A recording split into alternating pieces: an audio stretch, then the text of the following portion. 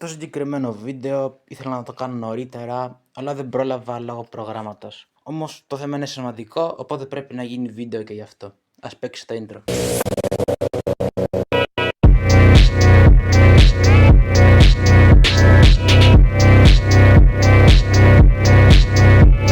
Για όσους δεν ξέρουν, μία 19χρονη φοιτήτρια από την Κρήτη υπερασπίστηκε την Ορθοδοξία μας από βλάσφημους και γι' αυτό τώρα δέχεται διαδικτυακά bullying και έχουν πέσει πάνω της να τη φάνε. Συγκεκριμένα διαμαρτυρήθηκε καθώς σε παρέλασή τους οι ΛΟΑΤΚΙ χλέβασαν τη θρησκεία μας λέγοντας βλάσφημα συνθήματα. Να ξεκαθαρίσω ότι δεν με ενδιαφέρει τι κάνει ο καθένας στην προσωπική του ζωή. Αν αμαρτάνει όποιος αμαρτάνει, δική του αμαρτία είναι, εμένα δεν με ενδιαφέρει.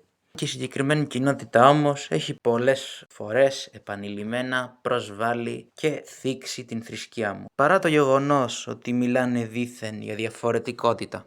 Και όταν κάποιος αντιδράει σε αυτό, όπως έκανε 19χρονη, απλά πέφτουν πάνω του και τον τρώνε. Επίσης, εάν προσβάλλεις οτιδήποτε άλλο, πάλι πέφτουν και σε τρώνε. Την ίδια ώρα, οι ίδιοι, όταν κάποιος προσβάλλει την Ορθοδοξία, βάζει εικόνες σε κατάλληλα σημεία ή τις βανδαλίζει, όταν κάποιος βλασφημεί, γενικά δείχνει ασέβεια στην Ορθοδοξία, τότε δεν γίνεται τίποτα. Δεν το λέω μόνο για αυτή την κοινότητα προφανώς, αλλά και για όσους τα κάνουν όλα αυτά. Μάλιστα, μία λεσβία σε βίντεο της, λεσβία δεν ξέρω τι ήταν, των κοινότητας των ΛΟΑΤΚΙ, τους καταδίκασε και μπράβο της. Σήμερα δυστυχώς ο χριστιανισμός βρίσκεται σε μια πάρα πολύ δύσκολη εποχή. Πολλές μουσουλμανικές χώρες δέχονται κανονικές διώξεις, ενώ βέβαια στην εκφυλισμένη Δύση δέχονται φήμωση και cancel culture. Λοιπόν, αυτό δεν πρέπει να περάσει, γι' αυτό να προσευχηθούμε στον Ιησού Χριστό να μας λυτρώσει από όλο αυτό το κακό